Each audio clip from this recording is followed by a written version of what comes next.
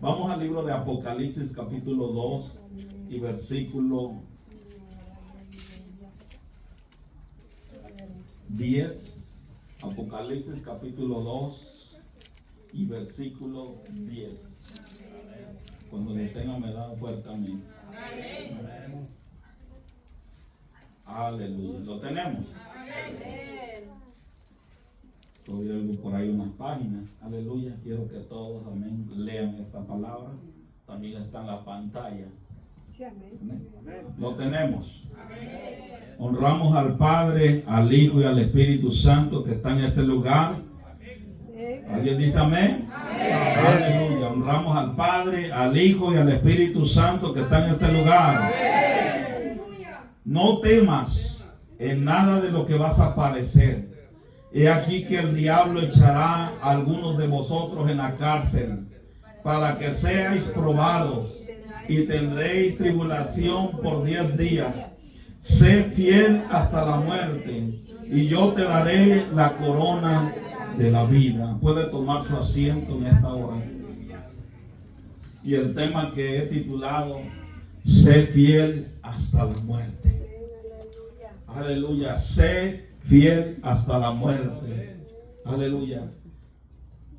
Este mensaje que le escribe Juan fue dictado por la misma boca de Jesús.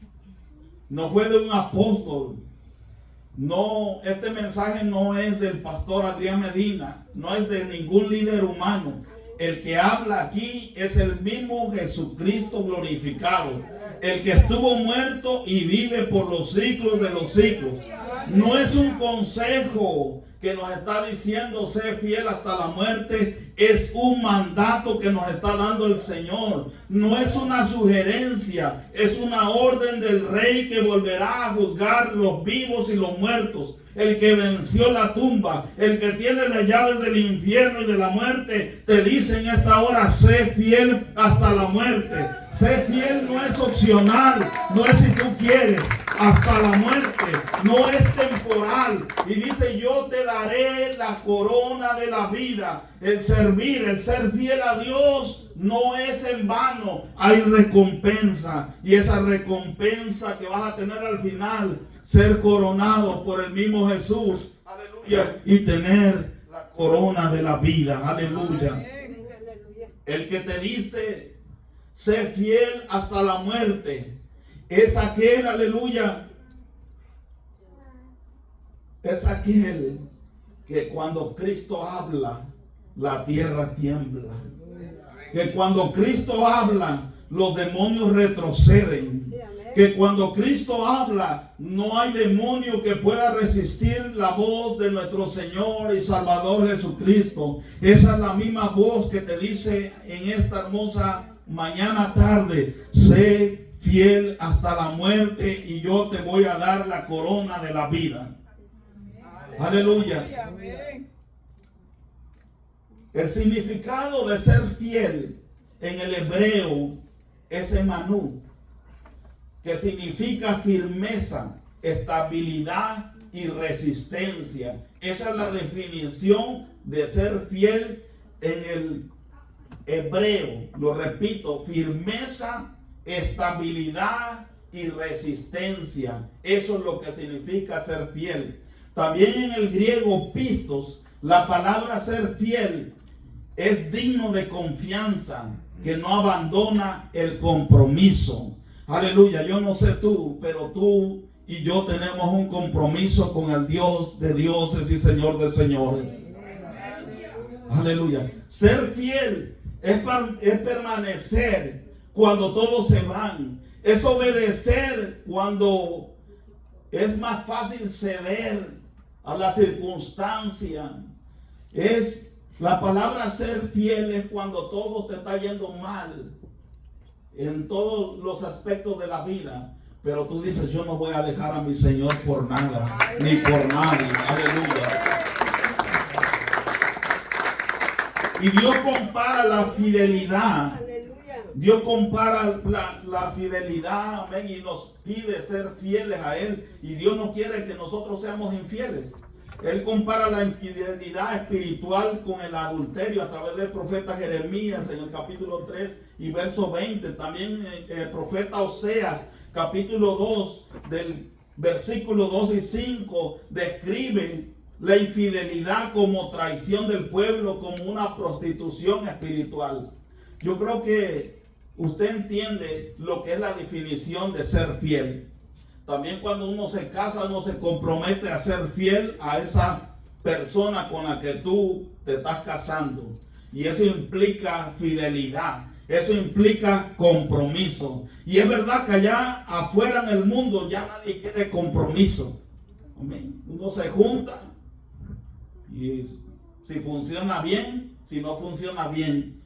Pero Dios todavía sigue queriendo compromiso, aleluya, con su iglesia. Alguien bendice al Señor.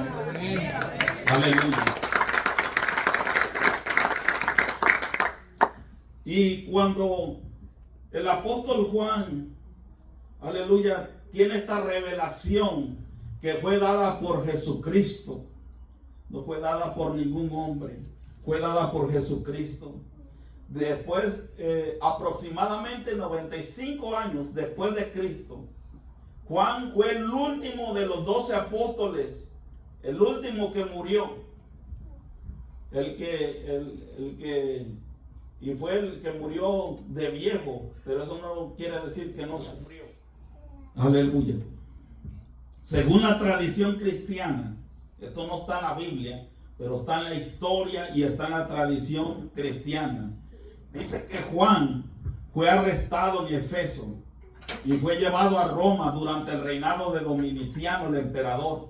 Y allí, frente a la multitud en el Coliseo, fue condenado a morir siendo sumergido en aceite hirviendo. 95 años después de Cristo, según la historia y según la tradición, que Juan fue el último de los apóstoles que murió. Y usted sabe, la historia, ya la Biblia ya no relata, pero la historia relata cómo cada uno de los discípulos fue pagando un precio con su vida y fue fiel hasta la muerte. Todos fueron fieles hasta la muerte. Y Juan no fue la excepción. Él estaba dispuesto a morir por su Señor si era posible. 95 años después de Cristo, el último sobreviviente de los 12 apóstoles era Juan. Y acuérdense que Juan era uno de los más jóvenes también de los discípulos. Dice que fue llevado preso de Efeso a Roma y en un coliseo se le había ordenado que se sumergieran en aceite hirviendo. ¿Usted sabe lo que es eso? ¿Cuántos aquí se han quemado con aceite? Usted es de los que tira el huevo y sale corriendo, o tira un pedazo de carne y sale corriendo. Cuando salpica el aceite, eso quema, eso arde. Usted imagínese un cuerpo completo sumergido en aceite hirviendo. Según la historia, mire, y lo que a mí me impresiona cuando yo leo la historia y leo la escritura, ¿sabe qué es? Que Juan da testimonio de el que le dio la revelación. Él no piensa, el libro de Apocalipsis casi no habla de él. Él solamente dice: yo fui preso a la isla de Patmos por predicar la palabra. Es todo. Él no relata todo lo que él pasó, porque él entendía que el mensaje, la revelación que Jesucristo le estaba dando en ese momento de todo lo que iba a acontecer, el mensaje a las 7 iglesias de Apocalipsis era más importante, aleluya, que su propia vida. Y dice la historia que Juan fue sumergido en aceite hirviendo. Imagínese usted ese escenario. Pero ¿sabes algo? Que milagrosamente dice que nada le pasó. Porque cuando Dios tiene propósito contigo, cuando Dios no ha terminado contigo, sea lo que sea, aleluya, cuando hay propósito de Dios en ti y Dios no ha terminado contigo, Él tiene las llaves del infierno, Él tiene las llaves de la muerte. Y cuando no ha llegado tu momento de morir, que todavía el propósito de Dios no se ha cumplido contigo, aleluya, hasta que Él diga, y había propósito. Quizás Juan pensó, aquí yo morí. Porque dígame usted, ¿a quién sumergiéndolo en aceite hirviendo va a sobrevivir? ¿Y sabe cuál es esto? Que no se hizo, esto no se hizo solamente para unas cuantas personas lo vieron, se hizo en un coliseo. Usted sabe lo que es un coliseo. Era como tipo estadio, donde había multitudes de gente, de testigos, para que el poder de Dios fuera glorificado. Aleluya. Para que el poder de Dios fuera exaltado. Aleluya. En esos mismos coliseos donde los cristianos primitivos, según la historia, amén, le estoy hablando un poco de historia para que usted valore esta palabra. Porque muchos de los que escribieron, muchos de los primeros cristianos tuvieron que pagar un precio hasta con su propia vida. Y ejecutaron, aleluya, esa palabra y fueron fieles aunque les costara la propia vida. Aleluya. Imagínense, ya después el emperador no pudo hacer nada, había muchos testigos. Aleluya. Yo me puedo imaginar la gente asombrada porque esperaban a Juan que saliera como chicharrón, pero salió ileso. Aleluya. El poder de Dios es grande. El poder de Dios es grande. Aleluya. Dice que este milagro asombró a todos, pero Domiciano, temiendo matarlo, decidió mejor exiliarlo a la isla de Pamos. En ese lugar de soledad y dureza, Juan recibió la visión del Apocalipsis, la revelación de Jesucristo. Y allí en ese auxilio oye una voz como de trompeta: yo soy el alfa y la omega, el primero y el último. Y se vuelve y ve al Hijo del Hombre vestido como túnica larga, ceñido con cinto de oro, cabellos blancos como lana, ojos como llama de fuego, pies como bronce bruñido, voz como estruendo de muchas aguas, 7 estrellas en su mano derecha y de su boca una espada aguda de 2 filos, y su rostro como el sol en su fuerza. Dice que, imagínense qué impresionante, y esto usted lo lee en el primer capítulo de Apocalipsis. Imagínense qué impactante visión tiene Juan, que cae, dice, como muerto, pero él le dice, el Salvador, aleluya, nuestro Salvador: no temas, yo soy el primero y el último, el que vive, el que estuvo muerto, pero vivo por los siglos de los siglos, y tengo las llaves de la muerte y del Hades. Y ese mismo Jesús es el que envía el mensaje a Esmirna: sé fiel hasta la muerte, dice, y yo te daré la corona de la vida. Aleluya. Alguien bendice el nombre del Señor. Y podemos ver ejemplos de gente que fue fiel. Recientemente acabé de predicar sobre Esteban, una persona que fue fiel hasta la muerte. Y mientras era apedreado, veía los cielos abiertos y a Jesús a la diestra del Padre. También vemos a Daniel, que fue fiel a su oración cuando lo lanzaron al foso de los leones. Pero él dijo: yo tengo que hablar con papá. Aleluya. Y nadie va a impedir que yo ore. Y dice que él abría sus ventanas como solía hacerlo. Aleluya. Y lo lanzaron al pozo de los leones, pero Dios lo libró.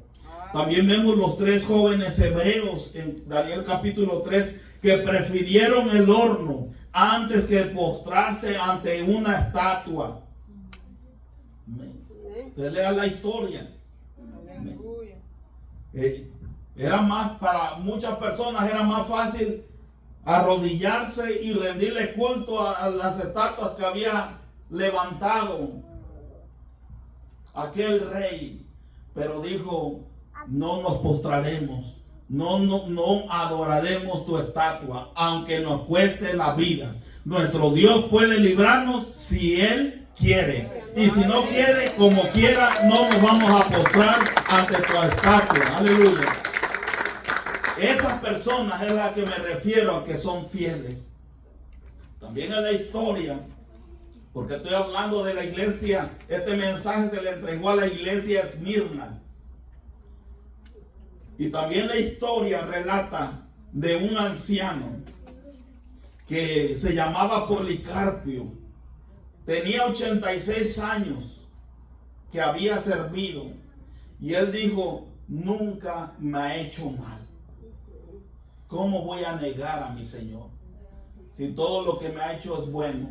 Y según dice la historia que a Policarpio lo encendieron una fogata y lo quemaron vivo. Ese es el precio que pagaron estos personajes que la historia marca al cristianismo. También vemos a María, madre de Jesús, que fue fiel hasta la cruz, permaneciendo junto a su hijo cuando todos huyeron. Porque mi hermano, cuando todo es bendición, cuando todo hay gozo, cuando Jesús multiplica los panes, aleluya, cuando está la provisión, cuando vemos tantos milagros, muchas personas dicen, vamos a estar contigo, Jesús. Pedro le dijo, si es posible, yo voy a morir hasta la muerte, voy a estar contigo. Pero a la mera hora de la hora, todos la abandonaron. Pero ahí estaba una mujer llamada María junto a la cruz, fiel, aleluya, a su hijo, fiel en esa cruz permaneció cuando todos huyeron. Pero también encontramos ejemplos de infidelidad. Y yo creo que de los que estamos aquí y de las personas que están casadas, nadie le gustaría que su pareja le fuera infiel. Porque si está contigo, que está contigo, y si quiere estar con otra persona, que esté con otra persona. ¿Es así o no? Amén. Porque si la persona no quiere estar contigo, es más fácil que te diga no quiero estar contigo que estar viviendo engañado. ¿Me explico? Amén. Amén. Cuánto más, si ese sentir tú lo sientes, cuánto más Jesús va a probar tu infidelidad. Amén. Por eso él mismo dice que él no quiere fríos. Él te prefiere frío, él no te prefiere tibio. O estás con él o estás con el diablo. Y vemos ejemplos de infidelidad. Judas Iscariote vendió a Jesús por 30 piezas de plata. Judas Iscariote se atrevió hasta darle un beso al Salvador, al cielo, si lo podemos decir así. Pero sin embargo, hubo infidelidad en su corazón. También nos habla de un hombre llamado Demas, que se encuentra en 2 de Timoteo capítulo 4 y verso 10, dice que amó el mundo y abandonó la obra. Hay gente que va a estar un tiempo con nosotros, pero van a decidir muchas veces amar más al mundo. Ahí lo dice. Pablo le escribe a Timoteo y le dice, porque Demas me ha desamparado, amando este mundo, y se ha ido a Tesalónica. Imagínense, alguien le fue infiel a Pablo, lo abandonó, lo desamparó. Pero imagínate, no solo a Pablo, al Rey de Reyes, y le dijo, ha amado más este mundo. Aleluya. La pastora predicaba el viernes y decía que no amemos, aleluya, que no amemos más este mundo, que no amemos más este mundo. Tenemos que amar a nuestro Señor. También vemos que la esposa de Lot miró atrás y se convirtió en estatua de sal. La fidelidad se reconoce en la prueba y la infidelidad se revela en la presión. ¿Qué quiere decir esto? Que la fidelidad, porque aquí todo el mundo, yo les pregunto cuántos son fieles, quizás todo el mundo pueda levantar la mano, pero tú vas a demostrar que tú eres fiel en medio de la prueba, en medio de la circunstancia. Tú vas a demostrar que tú eres fiel a Dios. Aleluya. Aleluya. Dale ese fuerte aplauso al Señor. Aleluya. Y la palabra Esmirna era una ciudad próspera y era una ciudad leal a Roma. Su nombre, escuche esto, que yo lo aprendí también. Su nombre de Esmirna significa mirra. Y ese aroma que se libera al ser triturada es para que se pudiera hacer la mirra. Y la mirra se usaba para incienso, se usaba para perfumes, se usaba para poder, lo usaban para los cuerpos que habían fallecido, los cadáveres, para embalsamarlos. La mirra. Pero esa mirra, para que tirara esa fragancia, tenía que ser triturada. Y hay veces que nosotros, mi hermano, tenemos que ser triturados para que esa fragancia suba como un aroma agradable delante de Dios. Y en esa trituración no es que Dios te quiera hacer sufrir. Es que hay veces que hay cosas que tú tienes que dejar. Hay veces que hay orgullo, hay veces que hay vanidad, hay veces que hay odio en nuestros corazones, amén. Y Dios te tiene que triturar para que ese incienso pueda subir delante de la presencia de Dios. Y eso es lo que significa la palabra Esmirna. Y ¿sabes lo que estaba pasando nuestros hermanos? Escuche esto. Cuando Juan le escribe a la iglesia de Esmirna, la iglesia estaba siendo perseguida, mi hermano. Vivían en un lugar que había riquezas, pero en ese lugar se había construido un templo al emperador de ese entonces llamado César.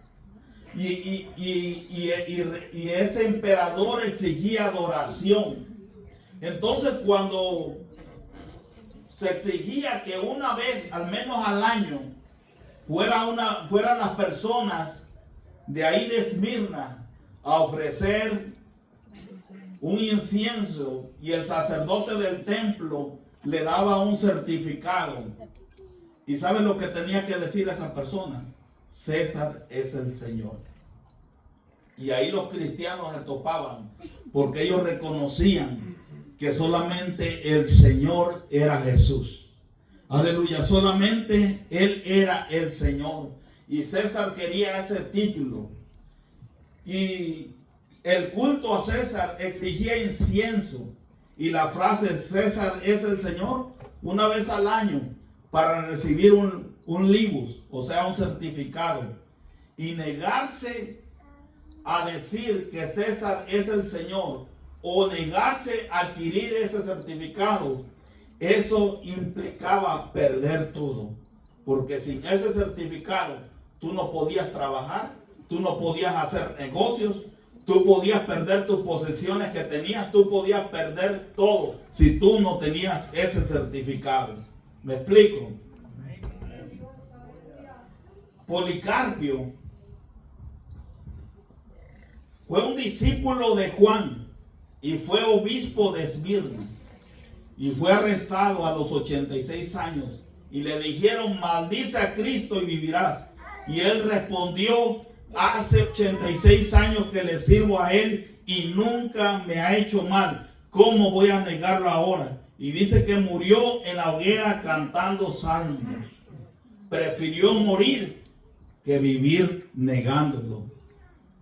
En Esmirna, para seguir comprando, vendiendo, tener derechos y evitar la persecución, había que ir al templo, quemar incienso y decir: César es el Señor. Después te entregaban un libro, un libellus, que quiere decir un certificado que demostraba que estabas bajo el sistema y que no representabas peligro.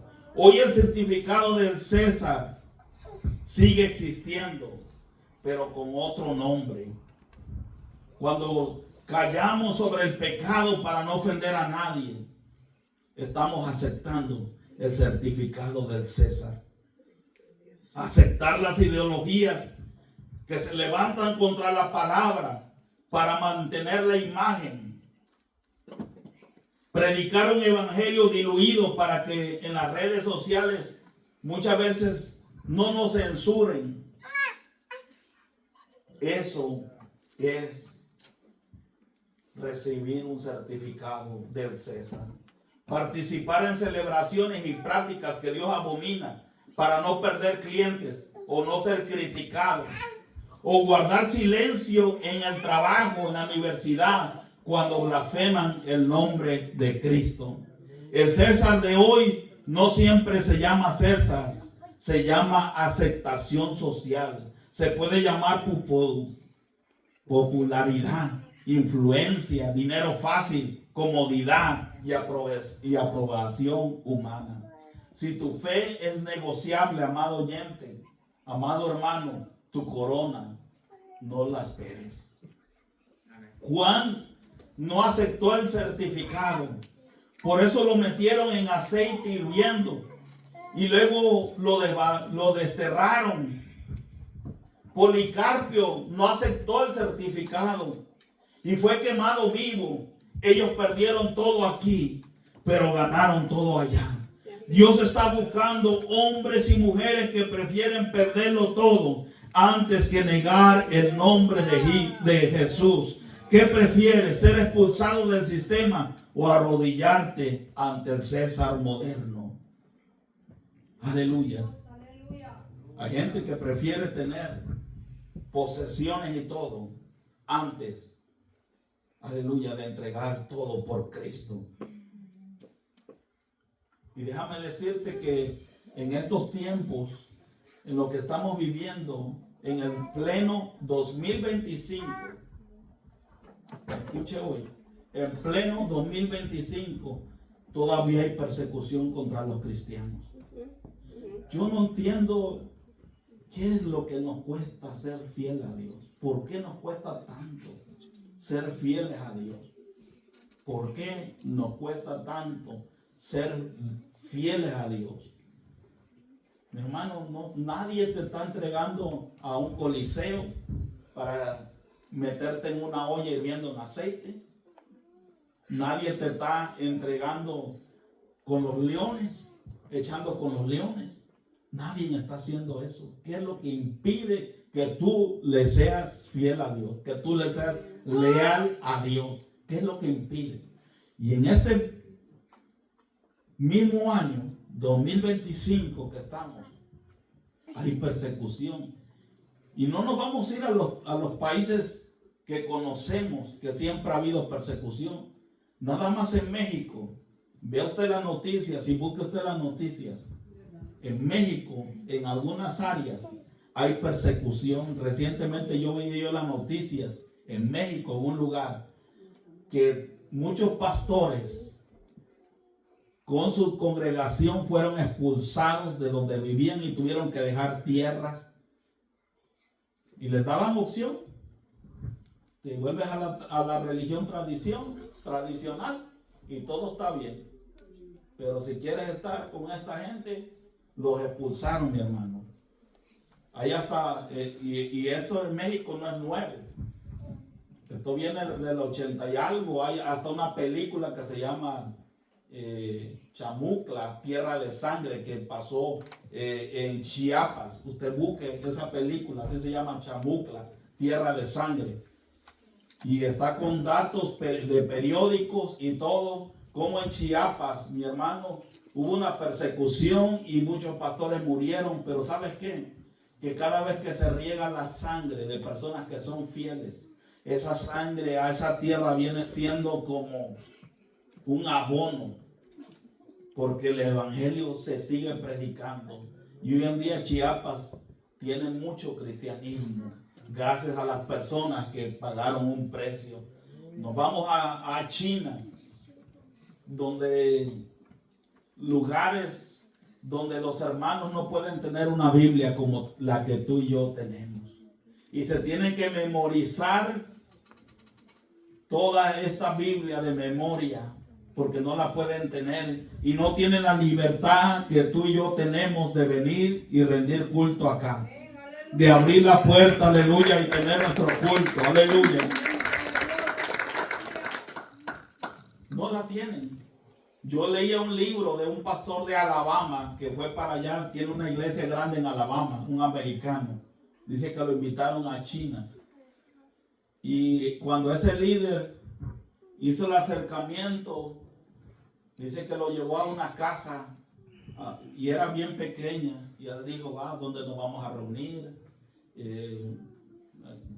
Aquí es muy pequeño. Pienso que aquí nada más es el hospedaje. Pero dice que empezaron a llegar gente, empezaron a llegar hermanos chinos, empezaron a llegar.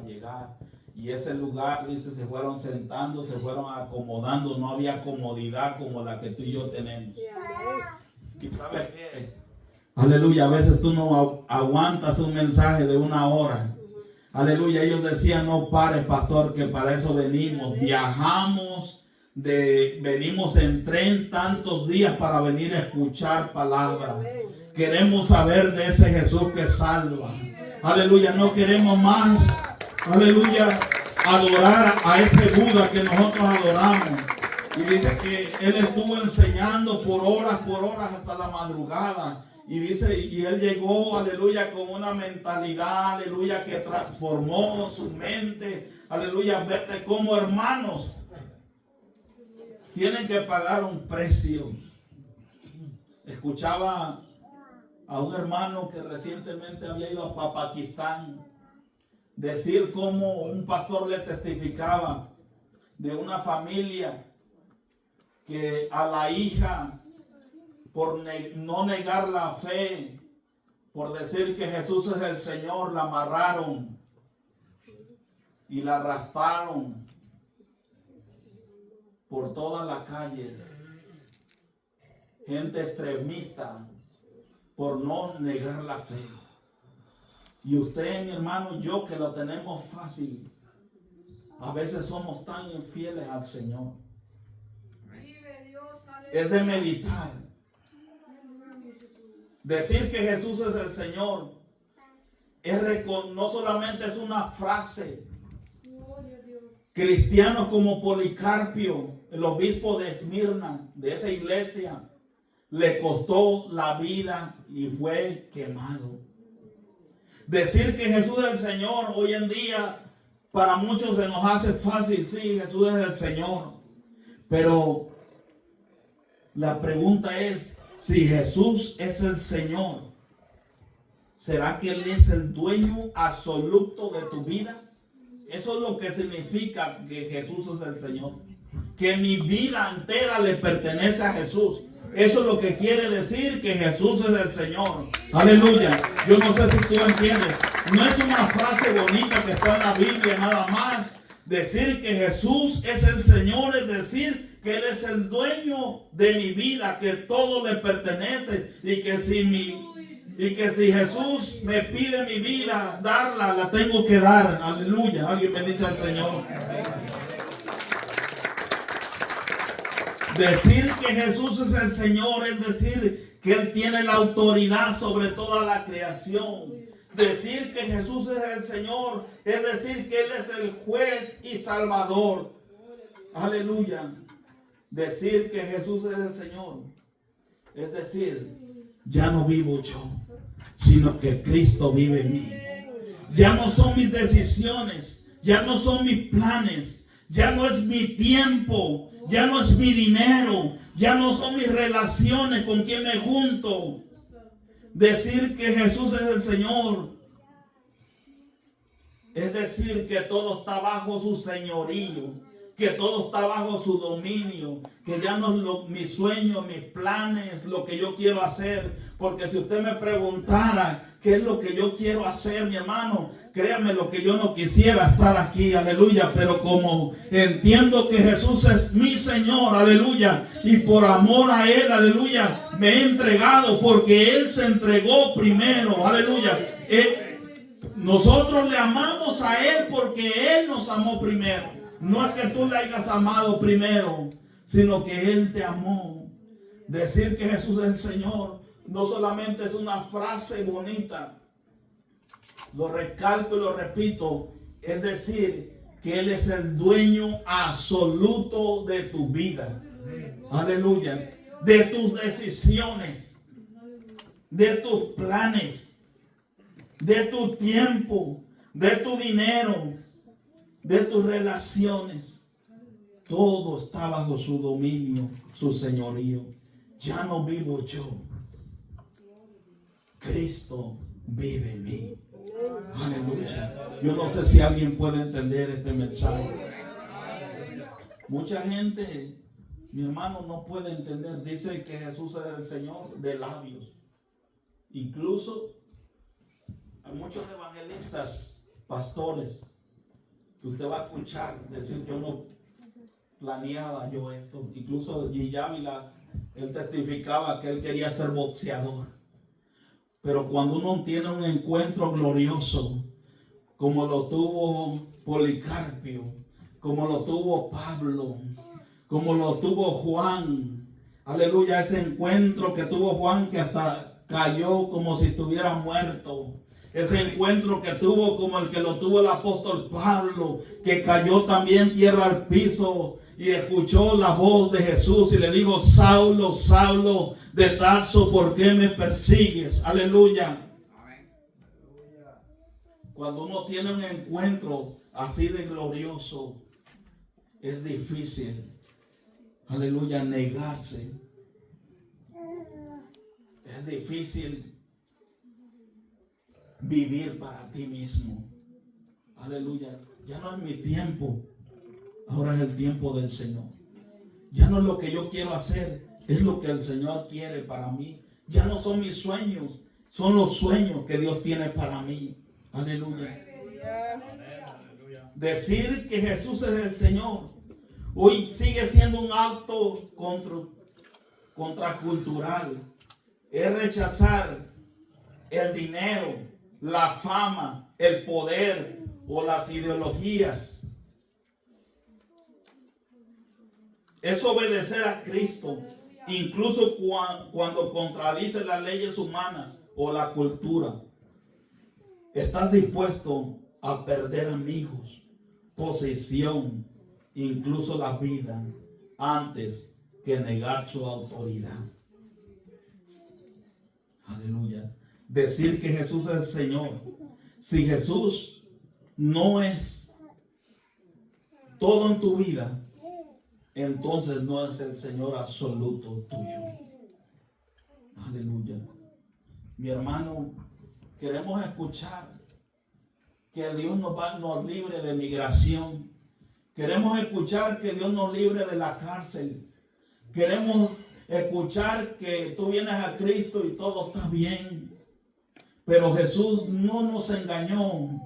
Así que usted no se engaña a sí mismo. Dijo: en el mundo tendréis aflicción. Aleluya, pero yo he vencido al mundo. Yo voy a estar con ustedes todos los días hasta el fin del mundo. Esas fueron palabras de Jesús. Aleluya. No nos engañó el Señor. Él dijo: yo estaré con ustedes en la aflicción. Aleluya. Hoy queremos escuchar, aleluya, que todo nos va a ir bien, que nada nos va a pasar. Aleluya, pero si el Señor lo permite con propósito, es para que tú seas pulido.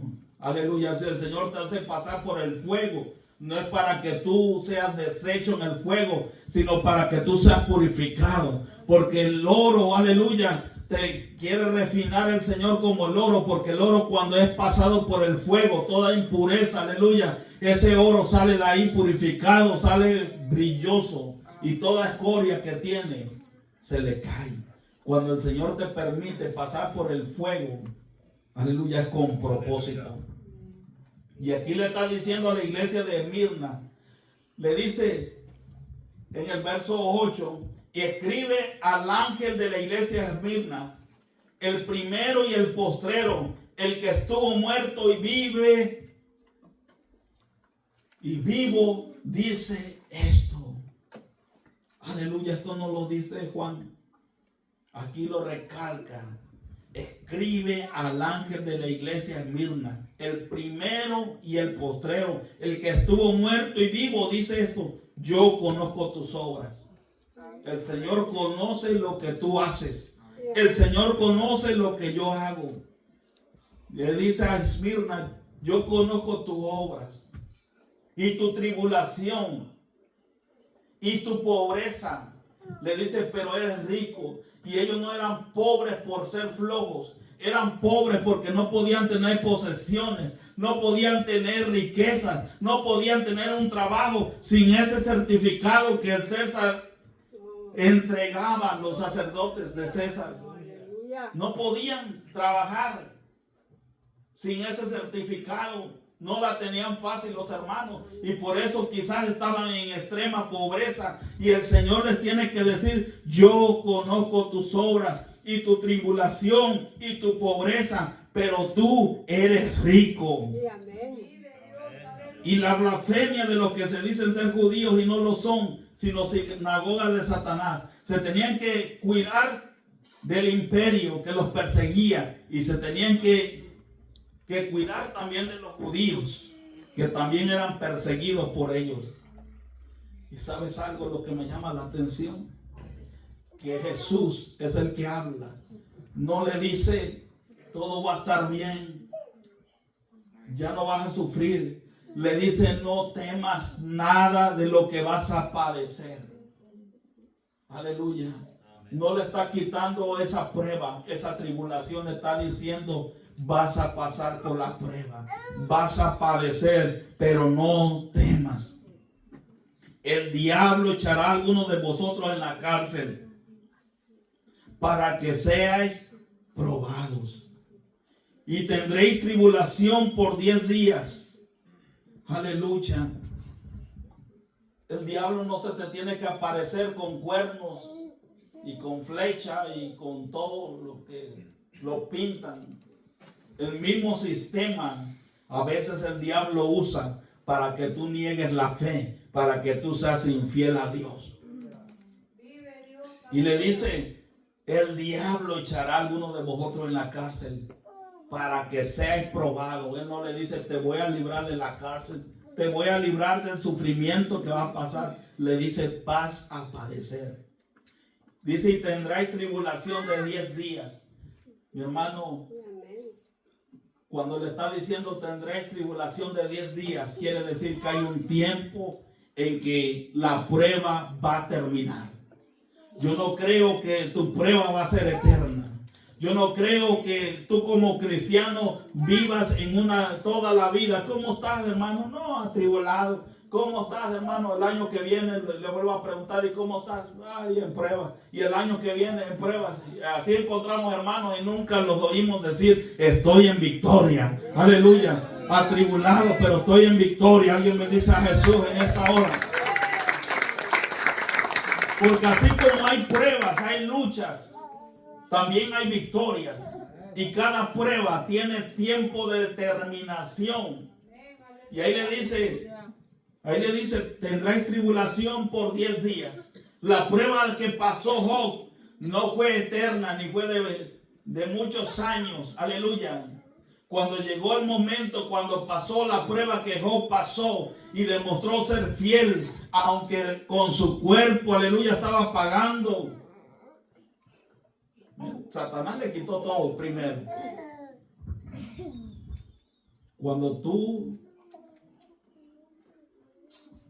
Cuando Satanás te pide para ser zarandeado, para ser sacudido, Jesús sabe que tú puedes pasar. Porque Satanás se presenta como ángel de luz y dice, ese te está sirviendo porque lo tienes bien bendecido. Tiene trabajo, tiene dinero, pero quítale esto. Tiene casa, tiene esto. pero quítale y a ver si no blasfema contra ti. Y cuando el Señor le permite a Satanás, es porque sabe que tú puedes pasar la prueba. Aleluya. Y usted lee la historia de Job, que él pasó la prueba, le quitó los hijos, le quitó los bienes, le quitó todo. Pero hay algo que Satanás no pudo quitarle, y fue su fidelidad a Dios en medio de la prueba. Y aún dijo, aún rascándose con ese tiesto que se rascaba, dijo, yo sé que mi Redentor vive, y del polvo de donde estoy me tiene que levantar. Aleluya. Satanás no pudo quitarle la fidelidad. Aleluya. Dice, sé fiel hasta la muerte, y yo te daré la corona de la vida. El que tiene oído, oiga lo que el Espíritu dice a las iglesias. El que venciere no sufrirá daño de la segunda muerte. Aleluya. Bueno es el Señor. Primera de Corintios 4:2. Estoy casi por terminar. Primera de Corintios, capítulo 4 y verso 2. Ahora bien, se requiere de los administradores que cada uno sea hallado fiel. Aleluya.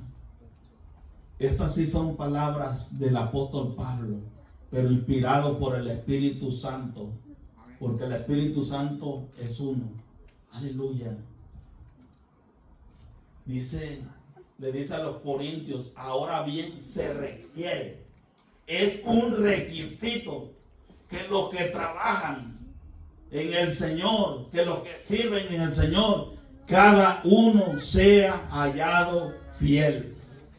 Aleluya. ¿Está siendo fiel? Aleluya. Vamos a Mateo capítulo 25 y verso 23. Mateo capítulo 25 y verso 23. Su Señor le dijo, bien, buen siervo y fiel.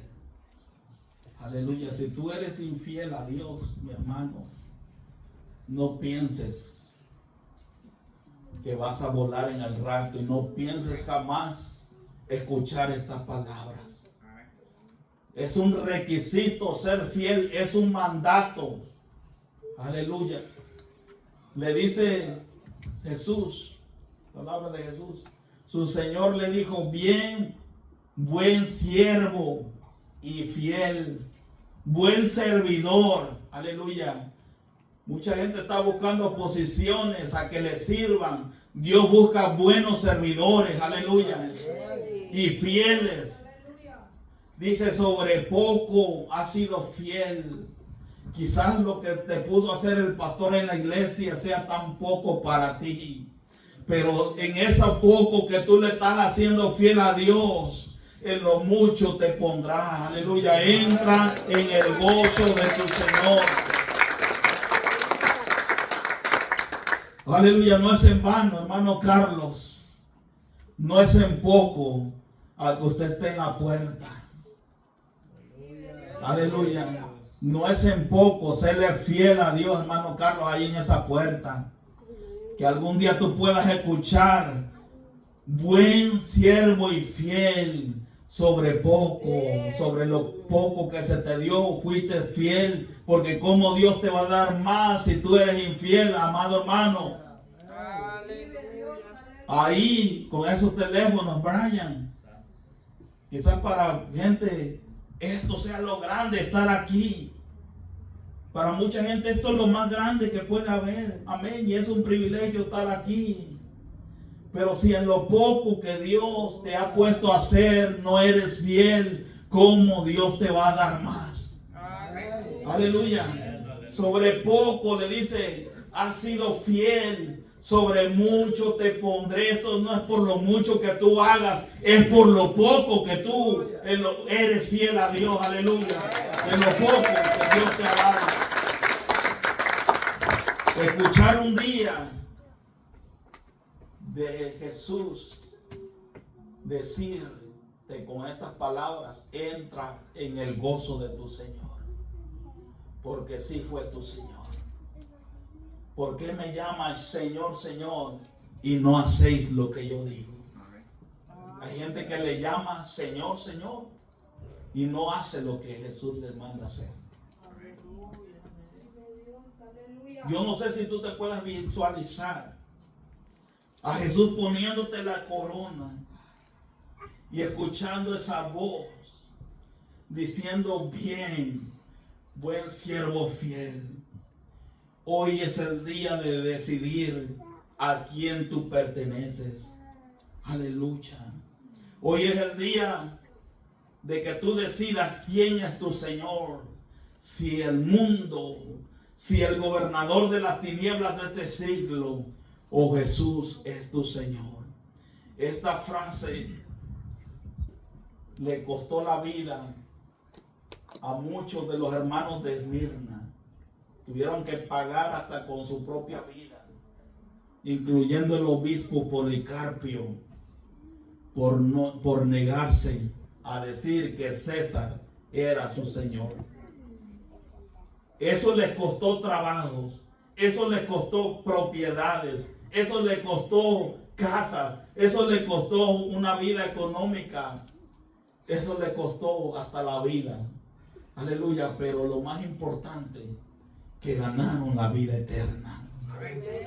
Alabado sea el nombre de Jesús. Aleluya. Yo no sé si alguien que pueda decir: mi vida es tuya, Señor, hasta la muerte. Hasta la muerte. Aleluya.